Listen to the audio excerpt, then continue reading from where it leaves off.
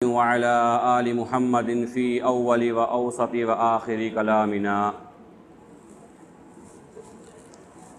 میرے محترم بزرگوں، عزیزوں، دوستوں، اللہ عز و جل کا بے انتہا فضل ہے، اس کا کرم اور اس کا احسان ہے کہ اس پاک پروردگار نے ہم سب کو مسلمان بنایا، اور یہ اللہ رب العالمین کا وہ انعام ہے، وہ احسان ہے جس کا ایک ایمان والا، ایک مسلمان اپنی زندگی میں جتنا بھی شکر ادا کرے اتنا کم ہے۔ اس نعمت کے عوض کی پروردگار نے ہم سب کو ایمان والا بنایا، اور اللہ رب العالمین نے دنیاوی زندگی کے اندر بھی اور اخروی یعنی آخرت کی لامحدود زندگی میں بھی کامیابی کا اور کامرانی کا وعدہ ایمان کی بنیاد پر فرمایا۔ چنانچہ الحمدللہ ہم سب مسلمان کلمہ لا الہ الا اللہ محمد الرسول اللہ کا اقرار کرنے والے، اسے ماننے والے اور اس کلمے کی بنیاد پر اپنا سب کچھ قربان کر دینے کا جذبہ رکھنے والے ہیں۔ اور الحمدللہ ثم الحمدللہ اللہ رب العالمین نے اس ایمان کے اوپر اور اس اسلام کے اوپر ہمیں شرح صدر بھی عطا فرمایا ہے۔ قرآن کریم میں اللہ رب العالمین نے اس بات کو ایمان والوں کے لیے خوشخبری کے طور پر بیان فرمائے کہ افمن شرح اللہ صدرہ للاسلام، کہ اللہ رب العالمین کی ذات عالی نے ایک مسلمان کے دل کو ایمان پر جما دیا، ایک مسلمان کو اپنے ایمان والا کہلانے پر جو اطمینان ہے اور جو سکون ہے اور جو فخر ہے، اسے اللہ رب العالمین نے بیان فرمایا۔ اور یہ بات بالکل روز روشن کی طرح آیا ہے، بالکل واضح اور بالکل کھلی ہوئی بات ہے کہ ایمان والوں کے ایمان میں چاہے کیسے بھی حالات آ جائیں، چاہے کیسا اسلام کے خلاف اور مسلمانوں کے خلاف پروپیگنڈے ہو جائیں، ان کے خلاف سازشیں ہو جائیں، ان کے خلاف باتیں ہونے لگیں، ان کے خلاف تدابیر اختیار کی جانے لگیں، ان تمام کے باوجود بھی ایمان والے کو اپنے اسلام میں شک نہیں ہوتا ہے۔ اللہ کا بڑا فضل ہے، اس کا کرم اور اس کا احسان ہے کہ ایک ایمان والا ہمیشہ اپنے مسلمان ہونے پر مطمئن رہتا ہے، اسے شرح صدر رہتا ہے اس بات کے اوپر کہ الحمدللہ ثم الحمدللہ میں مسلمان ہوں۔ چنانچہ اللہ رب العالمین نے جہاں ہم سب کو ایمان عطا فرمایا اور ہم سب کو مسلمان بنایا، کلمہ لا الہ الا اللہ محمد الرسول اللہ کے ذریعے ہماری عزت بڑھائی، وہیں اللہ رب العالمین نے ایمان والوں کے ذمے کئی سارے حقوق عائد فرمائے ہیں، کئی سارے کرنے کے کام اللہ رب العالمین نے بیان فرمائے ہیں، اور کئی سارے وہ کام جن سے ایمان والے کو بچنا ہے اللہ رب العالمین نے اور اللہ کے نبی صلی اللہ علیہ وسلم نے اسے کھول کھول کر بیان فرمایا ہے۔ چنانچہ علماء فرماتے ہیں کہ جو مسلمان ہے، جو کلمہ لا الہ الا اللہ کا ماننے والا ہے، اسے اس بات کو اچھی طرح سمجھ لینا چاہیے، اچھی طرح اپنے دل و دماغ میں پیوست کر لینا چاہیے کہ اللہ رب العالمین نے اسلام کو 5 موٹی موٹی باتوں کے درمیان اور 5 مشہور باتوں کے درمیان اللہ رب العالمین نے منحصر کر دیا ہے، جنہیں ہم اپنی عام زبان کے اندر یہ کہتے ہیں کہ ایمان کے مشہور 5 شعبے ہیں۔ یعنی ایمان ایک مسلمان کلمہ لا الہ الا اللہ محمد رسول اللہ کا جو ماننے والا ہے، اسے ان 5 شعبوں کے تعلق سے، ان 5 چیزوں کے تعلق سے اللہ رب العالمین کی فرمانبرداری کرنا ہوگی، اور اللہ کے نبی صلی اللہ علیہ وسلم کے طریقوں کو ان 5 چیزوں میں کس طرح اللہ کے نبی صلی اللہ علیہ وسلم نے عمل کیا ہے اسے جان کر کرنا ہوگا۔ وہ 5 شعبے بہت مشہور و معروف ہیں، ہم بارہا سنتے رہتے ہیں، بیان کرتے رہتے ہیں کہ سب سے پہلا شعبہ تو اس کے اندر ایمانیات ہے، یعنی وہ شعبہ ہے جس کے اندر اللہ تبارک و تعالیٰ پر یقین، اللہ کے نبی صلی اللہ علیہ وسلم کی نبوت پر یقین، جنت اور دوزخ پر یقین، مرنے کے بعد آنے والے حالات پر یقین، اور اللہ رب العالمین کے سامنے پیش ہونے پر یقین کامل رکھنا، اور اسی سے ملتی جلتی کئی ساری اشیاء اور کئی ساری چیزیں ہیں جن کو انسان کو جن کے اوپر یقین رکھنا کہا کہ یہ ایمانیات میں سے ہے۔ جب تک اس کے اندر کچھ گنجائش ہو، جب تک اس کے اندر اللہ رب العالمین نے جہاں اجازت دی ہو وہاں گنجائش کو استعمال کرنا، اجازت کو استعمال کرنا، اور اس کے علاوہ جن جن چیزوں کی اللہ رب العالمین نے قید لگا دی کہ نہیں یہاں تو یہ کام کرنا ہے یا یہاں پر یہ کام نہیں کرنا ہے، اس کو من وعن تسلیم کرنا اور اس کے اوپر عمل کرنا، یہ ایمانیات میں سے ہے۔ دوسرا اہم شعبہ جس کا تعلق عبادات سے ہے،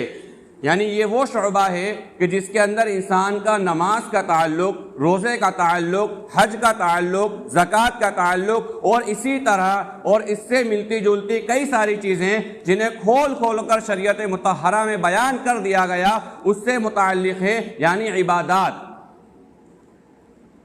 اور اس کا اہم شعبہ، اہم حصہ اور اہم جز جو ہے معاملات ہے۔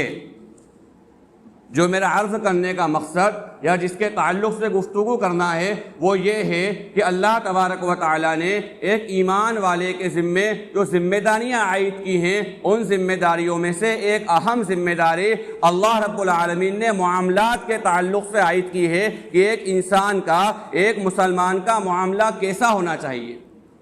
ایک مسلمان کا لین دین کیسا ہونا چاہیے، ایک مسلمان کی خرید و فروخت کیسی ہونی چاہیے، ایک مسلمان کا ناپ اور تول کیسا ہونا چاہیے، اگر وہ کسی کو چیز دے رہا ہے تو وہ کس طرح سے دے، اور اگر وہ کسی سے چیز لے رہا ہے تو وہ کس طرح سے لے۔ ایک ایمان والے کا اس طریقے سے کیا رویہ ہونا چاہیے، کیا اس کا معاملہ ہونا چاہیے، اس کے تعلق سے جو بحث کی گئی یا اس کے تعلق پہ جو باتیں بیان کی گئیں وہ تمام کے تمام معاملات کے اندر آتی ہیں۔ اور یہ معاملات والے شق یا یہ معاملات والا حصہ اتنا زیادہ اہم ہے، اتنا زیادہ اہم ہے کہ ایک موقع پر حضرت فاروق اعظم رضی اللہ تعالی عنہ سے کسی شخص نے غائبانہ طور پر کسی کی تعریف کری اور کہا کہ فلاں شخص بڑا اچھا ہے، فلاں شخص بڑا اچھا ہے، بڑا نیک، بڑا پرہیزگار، یا ہماری اپنی زبان میں کہیں تو بڑا متقی اور بڑا اللہ والا ہے۔ فاروق اعظم رضی اللہ تعالی عنہ نے ان سے پوچھا مجھے یہ بتاؤ کہ جس شخص کی تم تعریف کر رہے ہو یا جس کے بارے میں تم گواہی دے رہے ہو کہ یہ اچھا ہے، جس کے بارے میں تم کہہ رہے ہو یہ بھروسے مند انسان ہے یا بھروسے کے لائق ہے، مجھے یہ بتاؤ کیا تم نے کبھی اس سے کوئی معاملہ کیا ہے؟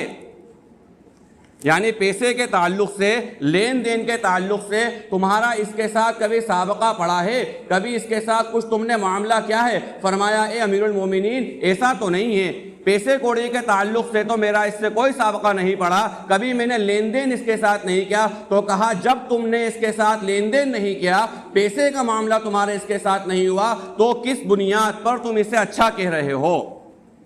یعنی فاروق اعظم رضی اللہ تعالی عنہ کی بات کا خلاصہ اور اس کا مفہوم یہ ہے کہ انسان بہتر ہے، انسان اچھا ہے، انسان نیک اور پارسا ہے، اور انسان بہت زیادہ قابل اعتماد ہے، یہ اس وقت پتہ چلے گا جب انسان کے ساتھ کوئی معاملہ کیا جائے، کوئی لین دین کیا جائے۔ چنانچہ شریعت مطہرہ کے اندر نماز بڑی عبادت ہے، جس کے بارے میں کہا کہ اگر کسی انسان نے نماز چھوڑ دی، جان بوجھ کر نماز ترک کر دی، تو گویا کہ اس نے کافروں والا عمل کیا، گویا کہ اس نے اللہ کے باغیوں والا عمل کیا، گویا کہ اس نے نافرمان لوگوں والا عمل کیا۔ ایک مسلمان، ایک اللہ کا فرما بردار شخص جو ہے نماز نہیں چھوڑ سکتا، ایک ایمان والا نماز ترک نہیں کر سکتا۔ کہا نماز اتنی اہم عبادت، روزہ اتنی زیادہ اہم عبادت جس کو تقوی کی بنیاد کہہ دیا گیا،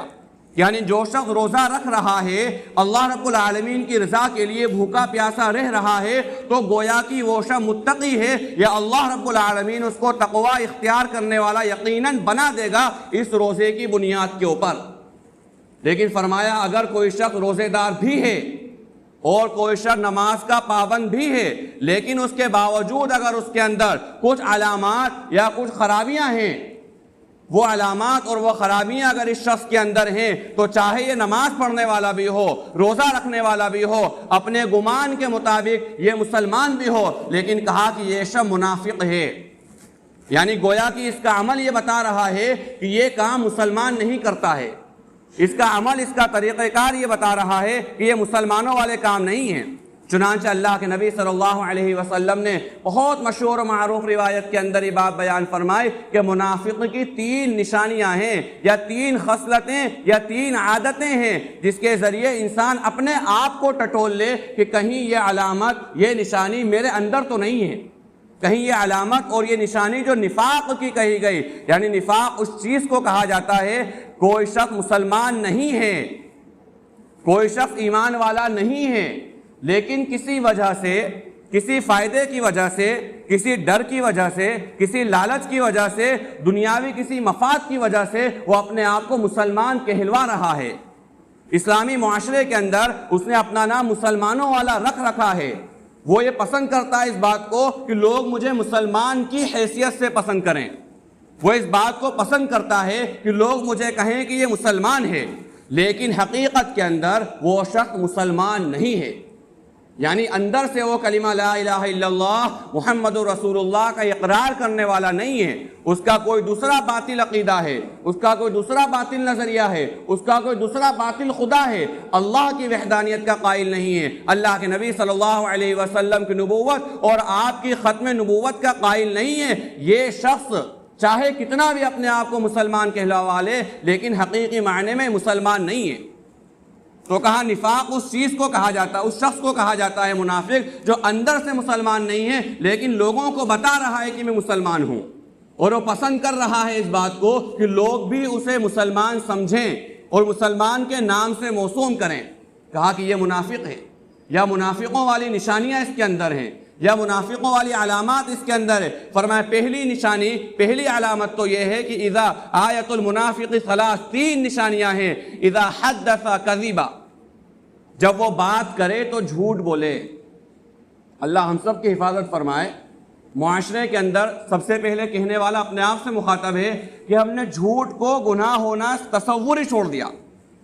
یعنی ہم اپنی ذات سے یہ بھول ہی چکے ہیں کہ جھوٹ بھی گناہ ہے، اور ایسا گناہ ہے جو کبیرہ گناہ ہے۔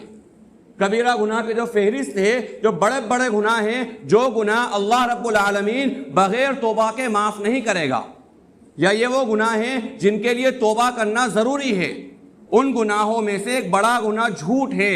اللہ ہماری حفاظت فرمائے کہ جھوٹ اتنا خطرناک گناہ، اتنا بدترین گناہ ہے کہ اللہ کے نبی صلی اللہ علیہ وسلم کے احادیث مبارکہ کی روشنی میں یہ بات ملتی ہے کہ انسان سے جھوٹ کی وجہ سے جو فرشتے اللہ رب العالمین نے اس کے لیے متعین کر رکھے ہیں، اب یہ فرشتے کون سے ہیں اس کی تشریح کے اندر شراح حدیث کے کئی اقوال ہیں، لیکن مشہور و معروف قول یہ ہے کہ حفاظت کرنے والے فرشتے، یعنی وہ فرشتے جو انسان کی حفاظت کے لیے پروردگار نے متعین کر رکھے ہیں، وہ جھوٹ کی بدبو کی وجہ سے انسان سے دور ہو جاتے ہیں۔ آج اللہ ہماری حفاظت فرمائے، اس ڈیجیٹل دنیا کے اندر، اس موبائل کی دنیا کے اندر جھوٹ کا تصور تو ہمارے وہم و گمان سے بھی نکل گیا ہے۔ کوئی انسان گھر پر بیٹھا ہوا ہے اور کہیں سے فون آیا اور کہہ رہا ہے کہ میں مارکیٹ میں ہوں، مارکیٹ میں فون آ گیا، وہ کہہ رہا ہے مارکیٹ میں ہے لیکن وہ کہہ رہا ہے کہ میں گھر پہ ہوں۔ اسی طرح وہ گھر پر بیٹھا ہوا ہے، کسی صاحب نے باہر سے آ کے آواز دی، وہ بچے کو کہہ رہا ہے جا کر کہہ دو کہ ابا گھر پہ نہیں ہے، دادا نانا گھر پہ نہیں ہے، چاچو ماموں گھر پہ نہیں ہے۔ وہ بچے کو بھی جھوٹ کے پریکٹس کرا رہا ہے، خود بھی جھوٹ بول رہا ہے، اور الا لعنت اللہ علی الکاذبین کا مصداق بن رہا ہے۔ لعنت اس چیز کو کہتے ہیں، لغوی اعتبار سے اگر دیکھا جائے یا عرف کے اعتبار سے دیکھا جائے کہ لعنت کہتے کس کو ہیں، تو کہا لعنت وہ خطرناک بد دعا ہے، یعنی بد دعا کی بدترین قسم ہے جس کے اندر یہ کہا جاتا ہے کہ جس شخص پر لعنت ہو رہی ہے یا جس کو ملعون کہا جا رہا ہے، گویا کہ یہ کہا جا رہا ہے کہ یہ شخص اللہ کی رحمت سے دور ہو جائے۔ یعنی جھوٹے انسان کو قرآن کہہ رہا ہے الا لعنت اللہ علی الکاذبین، کہ جھوٹے پر اللہ کی لعنت ہے۔ اور دوسری نشانی یا دوسری علامت بیان کری کہ وَإِذَا وَعَدَ أَخْلَفَ، جب وہ وعدہ کرے تو وعدہ خلافی کرے۔ اور جب اس کے پاس کوئی امانت رکھی جائے وَإِذَا اؤْتُمِنَ خَانَ، جب اس کے پاس کوئی امانت رکھے تو اس امانت کے اندر خیانت کرے۔ وَإِذَا وَعَدَ أَخْلَفَ، یعنی کسی انسان نے اپنے ذمے کوئی چیز طے کر لی، کسی انسان سے وعدہ کر لیا کہ میں یہ کام کروں گا، اور باوجود طاقت کے، باوجود قدرت کے، اور وہ کام کر سکتا ہے، اس کے باوجود بھی وہ کام نہیں کر رہا ہے۔ ایک تو یہ ہوتا ہے کوئی انسان معذور ہو گیا، کسی سے وعدہ کرا تھا فلاں جگہ پر فلاں وقت میں پہنچ جاؤں گا، وہ گھر سے نکل بھی گیا، پوری کوشش بھی کر لی، ساری تیاریاں کر لی، گاڑی سے نکلا، پتہ چلا راستے میں گاڑی بند ہو گئی، سارے اسباب اختیار کر لینے کے بعد بھی وہ شخص وہاں تک نہیں پہنچ سکا، تو کہا یہ تو معاف عنہ ہے، یعنی اس کے لیے معاف ہے، اس نے پوری کوشش کر لی، یہ وعدہ خلاف نہیں ہے۔ لیکن ایک شخص جس نے وعدہ کرا ہے کہ فلاں جگہ پر میں پہنچ جاؤں گا، لیکن وقت متعین پر وہ نہیں پہنچ رہا ہے، نہ اس کا ارادہ کر رہا ہے، نہ اس کی کوشش کر رہا ہے، نہ اس کی تیاری کر رہا ہے، کہ اللہ کے نبی صلی اللہ علیہ وسلم کی حدیث مبارکہ کی روشنی میں اس شخص کے اندر بھی نفاق کی ایک علامت اور نفاق کی ایک نشانی اس شخص کے اندر ہے۔ یعنی وہ شخص جو وعدہ کر رہا ہے اور وعدہ کر کے اس کی خلاف ورزی کر رہا ہے۔ اس کے بعد فرمایا وَإِن صَلَّى وَصَامَ، اگر وہ نماز پڑھتا رہے اور روزہ رکھتا رہے اور گمان کرتا رہے کہ وہ مسلمان ہے، یعنی وہ اپنے آپ کو سمجھتا رہے کہ میں مسلمان ہوں، اور اس بات پر لوگوں کو بھی کہتا رہے، اصرار کرتا رہے کہ مجھے مسلمان سمجھا جائے، لیکن اس کے باوجود بھی فرمائے شب منافقوں والی صفت اس کے اندر ہے، صحیح معنوں میں کامل ایمان اور کامل یقین جو ہونا چاہیے وہ اس شخص کے اندر نہیں ہے۔ اور وَإِذَا وَعَدَ أَخْلَفَ کے تحت اللہ کے نبی صلی اللہ علیہ وسلم کی حدیث مبارکہ کی روشنی میں ایک بات دیکھیں کہ بہت سارے ایسے معاملات ہیں، بہت ساری ایسی چیزیں ہیں جو ہم اپنے ذمے لازم کرتے ہیں، اپنے ذمے اس کو فرض کر لیتے ہیں، کسی انسان سے وعدہ کر کے کہ ہاں میں یہ کام کروں گا، یا یہ اتنے پیسے آپ کو دوں گا، یا آپ میرا اتنا کام کر دو میں آپ کو اتنا پیسہ دوں گا، یا آپ میرا فلاں کام کر دو اس کے عوض میں آپ کو کوئی چیز دوں گا۔ کہا کہ یہ وعدہ کرنا ہو گیا۔ اب اس شخص نے اپنے ذمے ایک بات طے کر لی کہ مجھے یہ کام کرنا ہے، اب اس کے بعد یہ کام نہیں کر رہا ہے، تو کہا کہ یہ وعدہ خلاف ہے، اور یہ وہ شخص ہے کہ اللہ کے نبی صلی اللہ علیہ وسلم کی حدیث مبارکہ کی روشنی میں اس شخص کے اندر نفاق کی علامت ہے۔ اب ذرا ہم غور کریں، اپنے سماج پر آئیں، جس ڈھرے میں ہم زندگی گزار رہے ہیں اس جگہ پر آئیں، اور سب سے پہلے میں اپنی ذات کا محاسبہ کروں۔ کئی ساری ایسی چیزیں ہیں جو ایک تاریخ کے اوپر ہمارے اوپر فرض ہو جاتی ہیں، کئی سارے ایسے معاملات ہیں جو 5 تاریخ آنے پر ہمارے اوپر فرض ہو جاتے ہیں، کئی سارے ایسے معاملات ہیں جو 10 تاریخ ہونے پر ہمارے اوپر فرض ہو جاتے ہیں۔ یہ میں ان چیزوں کا کہہ رہا ہوں جو ماہانہ چیزیں ہیں جو انسان استعمال کر رہا ہے۔ ایک شخص ماہانہ اخبار پڑھ رہا ہے، اخبار والے کو پیسہ دینا، ایک ڈیٹ متعین ہے، وہ کہے گا میں اس تاریخ کو پیسہ لینے آؤں گا، اس کو جھلانا بار بار، اس کو بار بار چکر لگوانا، اس سے خوشامدیں کروانا، اس سے ہاتھ پیر دبوانا۔ تھوڑا سا اماؤنٹ ہے، تھوڑی سی رقم ہے، لیکن ایک اخبار والا بیچارہ گھر پر 50 بار آ رہا ہے، حالانکہ یہ وہ چیز ہے جو اس کا حق ہے۔ ہم دے کر اس پر احسان نہیں کر رہے ہیں، ہم دے کر بہت، اپنی زبان میں کہیں تو بہت بڑا تیر نہیں مار رہے ہیں، بلکہ یہ اس کا حق ہے جو اس کو 1 تاریخ یا 5 تاریخ یا 10 تاریخ جو تاریخ متعین ہے اس تاریخ پر دینا فرض و لازم ہے، لیکن اس کے باوجود بھی بلا وجہ اس کو ٹلا رہے ہیں، بلا وجہ اس کو گھما رہے ہیں، بلا وجہ اس کو پریشان کر رہے ہیں۔ یہ ایک چھوٹی سی مثال میں نے دی، اس پہ قیاس کرتے ہوئے چلے جائیں۔ ہمارے گھر پر ماہانہ دودھ آتا ہے، دودھ والے کو بھی ہمیں ایک تاریخ متعین ہے جس پر پیسہ دینا ہے۔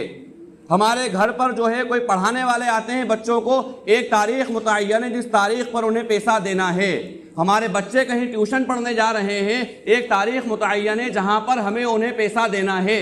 کوئی سا کام ایسا نہیں ہے جو کام ہم نے اپنے ذمے وعدے کے طور پر طے نہیں کیا۔ اللہ کے نبی صلی اللہ علیہ وسلم کی ایک مشہور و معروف حدیث ہے، یعنی اگر ہم غور کریں تو قرض ہیں جو ہمارے ذمے لازم ہیں، اللہ نہ کرے اگر ہم نے ایک مہینہ کسی چیز کو استعمال کرا ہے اور تاریخ طے ہو جانے کے بعد اگر ہم نے وہ چیز انسان کو سپرد نہیں کری، اس کا عوض سپرد نہیں کرا، اور اگر موت آ گئی اللہ تبارک و تعالیٰ نے قرآن کریم میں کھول کھول کر موت کو کلمح البصر او ہوا اقرب سے تعبیر فرمایا ہے کہ موت جو ہے نا ایک ساعت کی مہلت نہیں دیتی ہے،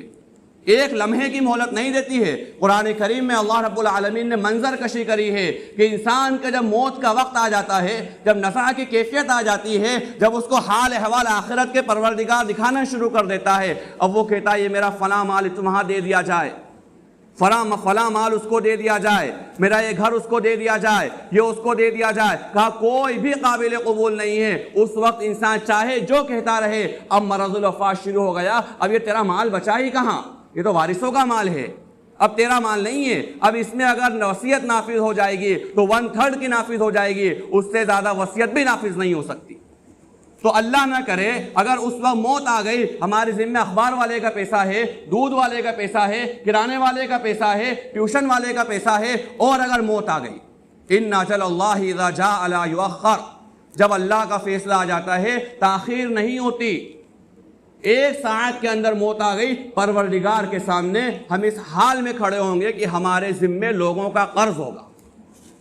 اور قرض کا معاملہ اتنا خطرناک ہے، اتنا خطرناک مسئلہ ہے، اپنے ذمے قرض لے کر جانا اللہ کے نبی صلی اللہ علیہ وسلم کی عادت شریفہ تھی کہ جب آپ کے سامنے کسی کا جنازہ پیش کیا جاتا تو اللہ کے نبی صلی اللہ علیہ وسلم دریافت کرتے، موجود لوگوں سے پوچھتے کہ انتقال جس شخص کا ہوا ہے اس کے ذمے کسی کا قرض تو نہیں ہے، اور اگر قرض ہوتا تو پیغمبر اسلام صلی اللہ علیہ وسلم اس کا جنازہ پڑھانے سے منع کر دیتے۔ اس وجہ سے کہ آپ امام انبیاء ہیں، آپ امت کے رہبر، امت کے رہنما، امت کے لیڈر ہیں، آپ کو زیب ہی نہیں دیتی یہ چیز کہ آپ کسی ایسے شخص کا نماز جنازہ پڑھا دیں جس کے ذمہ قرض ہے۔ بعض کئی واقعات روایات کے اندر ہیں کہ اللہ کے نبی صلی اللہ علیہ وسلم نے دوسرے صحابی کو اشارہ کرا ان کا نماز جنازہ پڑھا دو، یا بعض واقعات کے اندر صحابہ اکرام نے کہا یا رسول اللہ صلی اللہ علیہ وسلم جو دنیا سے گئے ہیں جن کے ذمہ قرض ہے میں اپنے اوپر لیتا ہوں، میں ان کا قرض ادا کر دوں گا، یا رسول اللہ صلی اللہ علیہ وسلم آپ نماز جنازہ پڑھا دیجیے۔ یہ قرض دنیا سے لے کر جانے کے اوپر اتنی سخت وعید کہ اللہ کے نبی صلی اللہ علیہ وسلم نماز جنازہ اس شخص کی نہیں پڑھاتے، اور وہ شخص جس کے ذمہ قرض ہے اللہ تبارک و تعالیٰ اس کی مغفرت کو موقوف کر دیتا ہے، ہولڈ کر دیتا ہے اس بات کے اوپر کہ اگر وارثین نے اس کا قرض ادا کر دیا تو اللہ رب العالمین اس کو سبکدوش کر دے گا، ورنہ اس کی مغفرت نہیں ہوگی۔ اللہ تبارک و تعالیٰ مغفرت کو موقوف فرما دیتا ہے۔ اتنا نازک مسئلہ ہے قرض کا، آج اللہ ہم سب کی حفاظت فرمائے کہ بلا وجہ بلا شرعی عذر پر ہونے کے باوجود انسان کے پاس اماؤنٹ موجود ہے، انسان کے پاس پیسہ موجود ہے، طاقت موجود ہے، اس کے باوجود لوگوں کا دبا دبا کر بیٹھ رہا ہے۔ اللہ کے نبی صلی اللہ علیہ وسلم کی حدیث مبارکہ کی روشنی میں دیکھیں تو یہ بات انسان کو ہلا دینے کے لیے کافی ہے، اندر سے جھنجھوڑ دینے کے لیے کافی ہے کہ سب سے زیادہ مخلص اگر کوئی ہوگا اسلام کے لیے تو وہ شہید ہوگا، یعنی شہید سے بڑھ کر مخلص اسلام کے لیے کوئی نہیں ہو سکتا۔ انسان کو سب سے زیادہ محبت اپنے بدن سے، اپنے جسم سے، اپنی جان سے ہوتی ہے۔ شہید اسلام وہ ہے جس نے اللہ تبارک و تعالیٰ کی رضا کے لیے اپنی گردن کٹا دی۔ اس سے بڑھ کر کوئی بھی انسان مخلص نہیں ہو سکتا جتنا بڑا مخلص شہید اسلام ہے۔ اور شہید اسلام کی وہ فضیلت کہ اللہ کے نبی صلی اللہ علیہ وسلم آرزو کر رہے ہیں، تمنا کر رہے ہیں، آپ صلی اللہ علیہ وسلم کی تمنا روایات کے اندر محدثین نے جمع کی ہے کہ لا وددت ان اقاتل فی سبیل اللہ، میری تمنا ہے، میری دلی آرزو ہے، میری خواہش ہے کہ اللہ کے راستے میں قتال کروں، اللہ کے راستے میں جنگ کروں، اللہ کے راستے میں جہاد کروں، ثم اقتل ثم احیا ثم اقتل ثم احیا ثم اقتل۔ میری یہ تمنا ہے، آرزو ہے کہ اللہ کے راستے میں قتال کروں، اللہ کے راستے میں جہاد کروں، پھر میں قتل کر دیا جاؤں، پھر زندہ کیا جاؤں، پھر قتل کر دیا جاؤں، پھر زندہ کیا جاؤں، پھر قتل کر دیا جاؤں۔ یہ تمنا اللہ کے نبی صلی اللہ علیہ وسلم کی ہے۔ اور روایات کے اندر آتا ہے کہ شہید کا وہ مقام ہے کہ اللہ تبارک و تعالیٰ اس کے خون کا قطرہ زمین پر گرنے سے پہلے اس کی مغفرت فرما دیتے ہیں۔ یہ پروٹوکال اور یہ خاصیت اور یہ مقام اور یہ مرتبہ اور یہ عزت و تعظیم اور شخص کی جو اللہ کے راستے میں قتل ہو گیا، جس نے اللہ کے راستے میں اپنی سب سے محبوب چیز لٹا دی، جو اللہ کے راستے میں شہید ہو گیا۔ اتنا بڑا مقام اور اتنی بڑی عظمت کہ قرآن کریم میں اللہ رب العالمین نے کسی کے بارے میں نہیں کہا کہ انہیں مردہ مت کہو، کسی انسان کے بارے میں نہیں کہا، بلکہ اس جماعت کے بارے میں یا اس گروہ کے بارے میں یا اس شخص کے بارے میں کہا جو اللہ کے راستے میں اپنی جان لٹا دے، کہ جو لوگ اللہ کے راستے میں قتل کر دیے گئے انہیں مردہ مت کہو۔ یہاں کہہ کر بھی اللہ تبارک و تعالیٰ نے روک نہیں لگائے کہ یہاں انہیں مردہ مت کہو، بلکہ آگے کا بل احیاء، وہ زندہ ہیں، اور زندہ کہہ کر بھی روک نہیں لگا دی، بلکہ آگے کہا کہ وہ زندہ ہیں اور ایسے زندہ ہیں کہ انہیں روزی دی جاتی ہے، یرزقون، انہیں اللہ تبارک و تعالیٰ روزی دیتا ہے۔ ایسا بڑا مقام، ایسی بڑی عظمت اور ایسا بڑا اکرام شہداء اسلام کے لیے یہ پروٹوکول، لیکن اللہ کے نبی صلی اللہ علیہ وسلم نے فرمایا کہ قرض شہید کا بھی معاف نہیں ہوگا۔ جو کہنے کا مقصد میرا اصل میں یہ ہے میرے عزیزوں کہ قرض کے بوجھ تلے دب کر، قرض کے بوجھ تلے ہم ہماری زندگی کیوں گزاریں؟ ہم اپنا محاسبہ کریں۔ سب سے پہلے میں اپنے آپ سے مخاطب ہوں، کہیں میرے اوپر کسی کا قرض تو نہیں ہے؟ کسی بھی اعتبار سے ہو سکتا ہے، کوئی بھی شکل اس کی ہو سکتی ہے۔ اگر میرے اوپر قرض ہے تو اگر اللہ نے طاقت دی ہے سب سے پہلے میں اس قرض کو ادا کروں۔ اسے علماء نے ایک مسئلہ لکھا ہے، بات بڑی تلخ ہے لیکن حقیقت تو یہی اسلام ہے۔ اسلام یہ نہیں ہے کہ ہم نے جو سمجھ لیا، ہم نے جو نظریہ بنا لیا وہ اسلام ہے۔ اسلام وہ ہے جو علماء اسلام نے سمجھایا، اسلام وہ ہے جو صحابہ تابعین طب تابعین نے سمجھایا، اور اسلام وہ ہے جو اللہ کے نبی صلی اللہ علیہ وسلم سکھا کر گئے۔ اسلام یہ ہے کہ اگر کسی انسان کے ذمے 1,00,000 روپے قرض ہے اور 1,00,000 روپے کے اندر عمرہ ہو رہا ہے، علماء نے مسئلہ لکھا ہے اس شخص کے لیے نفل عمرے پر جانا جائز نہیں ہے جب تک کہ وہ قرض خواہ سے اجازت نہ لے لے کہ میرے ذمہ بھائی آپ کا 1,00,000 روپے قرضہ ہے، الحمدللہ میرے پاس 1,00,000 روپے آ گئے ہیں، اگر آپ اجازت دو تو دیار حرم کو دیکھ کر آ جاؤں، اگر آپ اجازت دو گنبد خضرا کو دیکھ کر آ جاؤں۔ میری بڑی دلی تمنا ہے کہ اللہ کے نبی صلی اللہ علیہ وسلم کو روزہ مبارک دیکھ لوں، اللہ تبارک و تعالیٰ کا گھر دیکھ لوں۔ اے میرے بھائی مجھے مہلت دے دیجئے، مجھے اجازت دے دیجئے، پیسہ تو میرے پاس ہے لیکن اگر آپ اجازت دے دیں آنے کے بعد میں آپ کو 1,00,000 روپے انتظام کر کے دے دوں گا۔ اگر اس شخص نے اجازت دے دی تب تو یہ شخص عمرہ کر لے، لیکن اگر اس شخص نے اجازت نہیں دی، اور یہ اس کا حق بھی ہے اگر اجازت نہ دے تو یہ اس کا حق ہے۔ اس میں برا ماننے والی بات، رشتے خراب کرنے والی بات، دوریاں پیدا کرنے کا کوئی مسئلہ نہیں ہے، وہ اس کا حق ہے کہ اگر وہ اس کو اجازت نہیں دے اس لیے کہ وہ اس کا مال ہے، تو کہا کہ اگر اس نے اجازت نہیں دی تو اس شخص کے لیے گنجائش نہیں ہے کہ وہ اپنے قرض خواہ کو مطالبہ کرتا ہوا چھوڑ کر چلے جائے اور جا کر عمرہ کر لے۔ فرمایا پہلے عمرے کے پیسے سے اس کا قرض ادا کر۔ اور یہی مسئلہ ایک بڑا اہم بات آخری میں عرض کروں، یہ کبھی کبھی یہ ہوتا ہے کہ غلط فہمی کی بنیاد پر یا دھیان نہ جانے کی وجہ سے یہ بڑا مسئلہ پیش آتا ہے۔ عام طور پہ امت کے شادی شدہ جو افراد ہیں ان کے ذمے اپنی بیویوں کا مہر باقی رہتا ہے۔ یہ اتنا سخت ترین مسئلہ ہے۔ ایک بات کہی جاتی ہے کہ مہر جو ہے کئی سارے لوگوں کی موجودگی کے اندر فرض ہوا ہے، لیکن انسان جو ہے میٹھی میٹھی باتیں کر کر بیوی سے بند کمرے کے اندر معاف کرا لیتا ہے۔ یعنی اگر غور کیا جائے جب تک اس کی طیب خاطر نہیں ہے، جب تک بیوی بالکل خوش دلی کے ساتھ بالکل اجازت نہ دے اس وقت تک مہر معاف نہیں ہوتی۔ اور اگر بیوی نے مہر معاف نہیں کری ہے تو ہر شخص کے ذمے ضروری ہے کہ وہ اپنی بیوی کا مہر ادا کرے، اس لیے کہ یہ بھی قرض ہے۔ اور اللہ ہم سب کی حفاظت فرمائے، اس کے اندر کیا دیندار اور کیا وہ لوگ جو دیندار نہیں کہلاتے ہیں، تمام کے تمام ایک بہت بڑا طبقہ امت کا اس کا شکار ہے کہ وہ اپنی بیویوں کے مہر ادا نہیں کرتے ہیں۔ یہ سوچتے ہیں کہ بس یہ تو فارمیلٹی تھی، قاضی صاحب نے لکھوا دیا تھا، فارمیلٹی تھی، ایجاب و قبول کا جس طرح سے فرض ہے اس طرح گویا کہ مہر فرض نہیں ہے۔